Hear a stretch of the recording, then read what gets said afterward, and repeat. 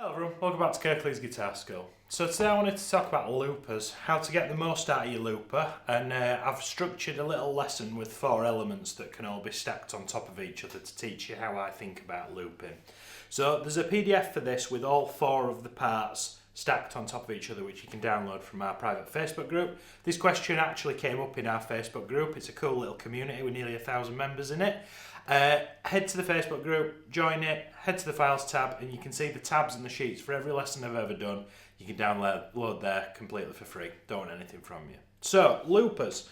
So a looper is I've got it on the floor down here. So it's this fella. Now I'm using the Boss RC1. There's lots of different ones. You can get them on Amazon for sort of, I think it's cheap, sort of 20 or 30 quid now. They're an ace little practice tool for somebody in the kind of intermediate stages of learning to play the guitar, to the point where they need something to kind of bounce off or to be able to improvise over. It's just a really quick and easy way to kind of record yourself so that you can play something else over the top of it. Does everybody need one? Probably not, but I often put mine on the shelf and put it away for months at a time and think, oh, I should probably sell that, and then it comes in with quite niche uses, but I'm really glad that I kept it, if that makes sense. So if you've got one, they're a great little practice tool, specifically if you're starting to get into improvising and playing over chords and changes and things like that. It's a great practice tool for here at the studio. So what we're going to do today, we're going to play something in the key of G. We've got a rhythm part, a bass part, a little sort of alternate rhythm guitar part to stack on top of it, and then some scales to do some soloing over. So what I'd like to start with, we're going to start with this progression. I'd like to think that you're all here, you're okay with these chords. You've got a G, E minor, C and D chord.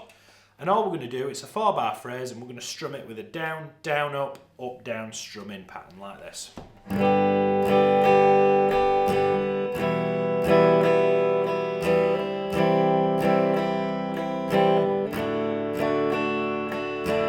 So that's our 4-bar phrase. Now, our immediate aim straight away is to get those 4 bars in a loop and get it so that we can't necessarily hear the looper joining it up again. Once we've finished playing that D chord, the looper should start playing the G again, and we've got 4 evenly spaced bars that don't sound like it's been stopped in a funny place. Let me show you what I mean. So I'm going to count myself in, and then as soon as I play that very first G chord, I'm going to stand on the pedal, without kicking it off my pedal board, mind. I'm going to stand on the pedal, and that's going to activate it, okay? On this pedal, you stand on it once to record, you stand on it twice to stop, and you press and hold to delete the loop. So I've got a completely clean loop, and we're going to start a fresh one. So I'm going to count myself in. On beat 1, I'm going to press the pedal, but don't press and hold, just press it and take your foot off it. That's specifically for this one, okay? I'm then going to play, and as soon as I finish that D chord, you don't want to just stop. If you do, it'll sound like this. 1, 2, 3, 4.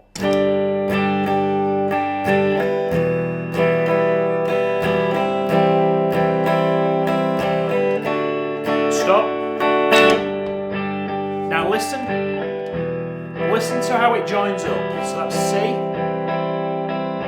D. Did you hear that? Listen to it again. Listen to how the loop ends and starts.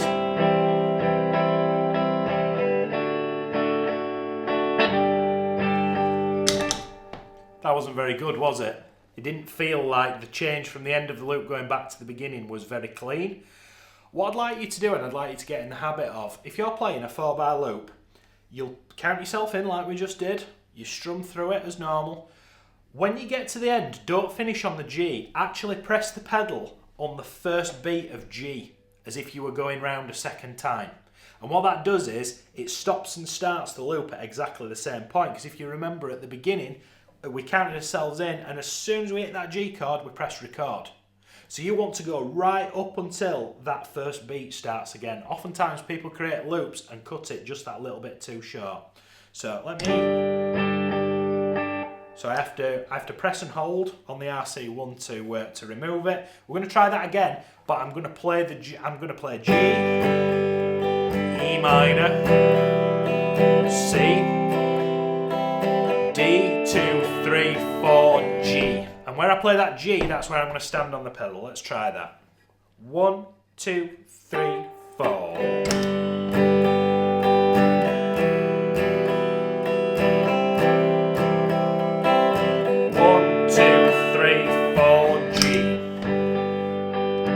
Right, let's listen to that joint. Let's see if that's any better. 1, 2, 3, 4. You hear how it sounded so much more seamless is the wrong word, but just listen. It's good. So that's D, 2, 3, 4. So the first and most challenging part of using a looper is being able to get a loop that's the right length, that doesn't sound like it's stopped abruptly and started again. Hopefully that's come across and you've all understood what I meant then. That's the vast portion, that's the sort of biggest part of this video, is learning how to do it correctly, okay? And stopping and starting in the same place. If you take nothing else from this video, that is the main thing and problem that people have with looping. So now we've got as groundwork, we've got as cowboy chords, and we want to stack some extra stuff on top of it, because now I've got my sort of original recording, I can tap the pedal once and it'll start recording. It'll start recording something over the top of it. So now, think of a band. We're not going to go down the drummer route today, just because I want to make it as accessible for as many people as possible. If you'd like me to experiment with that, let me know in the comments. But if you think about the other members of a band, you've got a bass player, so we could put a bass part in. You might have another guitarist, we could pile that on top. I'd like to have a go at this bass part for me. Now, it's a very, very simple bass line. We're just following each of the chords. So you've got... Now, those last for 2 beats each. That would be 1, 2, 3, 4, 1, 2, 3, 4, 1, 2, 3, 4, 1, 2, 3, 4. Excuse me.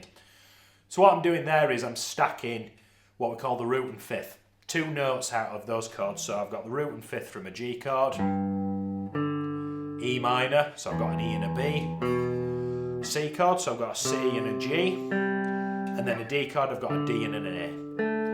And I'm going to stack those on top of the loop. Let's have a go. Okay, I need to let it go round again. 1, 2, 3, 4.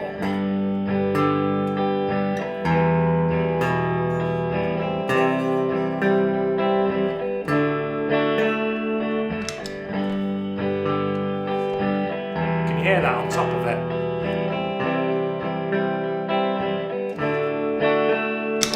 So we've got 2 parts now. Finally, I'd like to put an additional guitar part over the top. So we've got like a little, I love stacks and Motown and that kind of playing. So what I've got is I've got this cheeky little guitar part that sits on beat 2 and 4 of every bar. Now beat 2 and 4 is really important because that's where the snare drum traditionally plays in the music. So I've got the G, E minor, C and D as little tiny chords, but I'm going to do this sort of 1, 2, 3, 4, 1, 2, 3, 4, 1, 3, 4, 2, 3, 4. Let's try it with a loop and see how it sounds.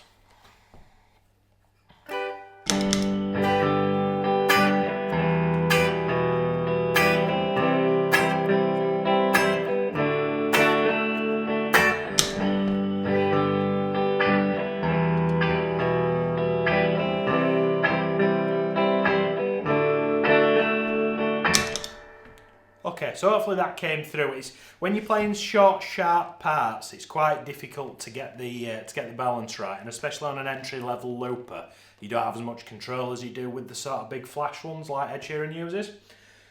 So that's now, I've stacked 3 parts on top of each other. and that's now my groundwork for me to start practicing. So let's say for argument's sake I was practicing playing in the G major pentatonic. So I've put some chords in the key of G. Now if we have a look here, we've got some scales that will work over this backing track. So you've got the G major pentatonic and the E minor pentatonic, which is relative. If you don't know too much about that stuff, it will just work. So what I'd do now is I'd use those two scales. That's on the PDF, by the way, first link in the description. I'll put my loop on and I'll practice doing a little bit of improvising.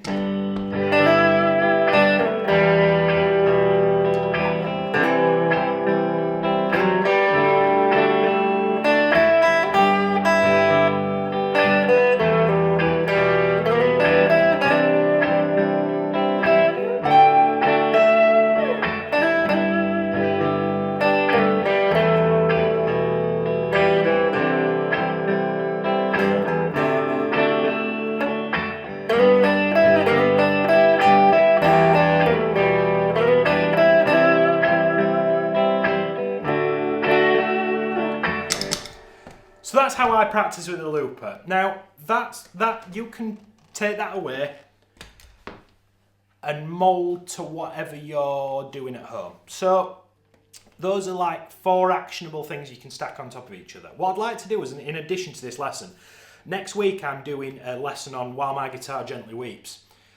I'd like to show you how I've been practicing that with the looper. So what I do is I'm practicing improvising solos over that chord progression, but the chord progression's quite ornate and it's nice to have it kind of playing in the background. So let me show you how I'd practice that. I'm going to build a little loop with that. I'm not going to teach you how to play it today, you'll have to stay tuned for next week's video, but that's a really, like I was practicing it this morning before my work day started, and I used the looper as a practical application. So let's do it all in real time right now. So I need to delete the previous video, right? So my chords for While My Guitar Gently Weeps. I'm going to play it, count myself in, and I will also start on beat 1 again, like I did. 1, 2, 3, 4.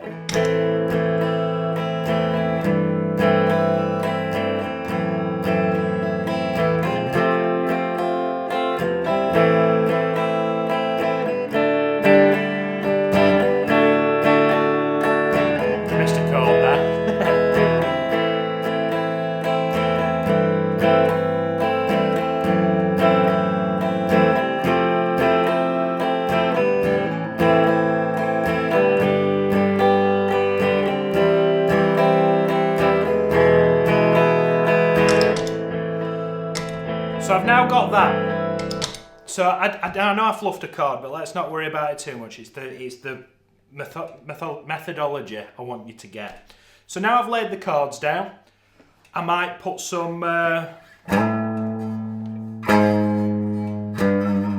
bass in over the top of that. Let's try that. Yeah, let's try that. That sounds really angry.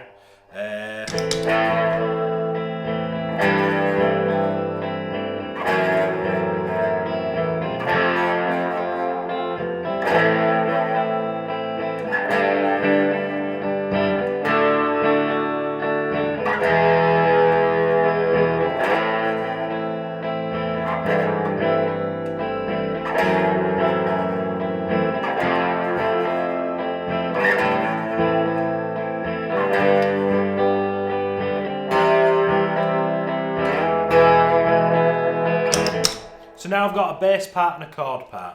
What I'd now opt to do is I would use that to practice my A minor scale and practice soloing in the key of A minor.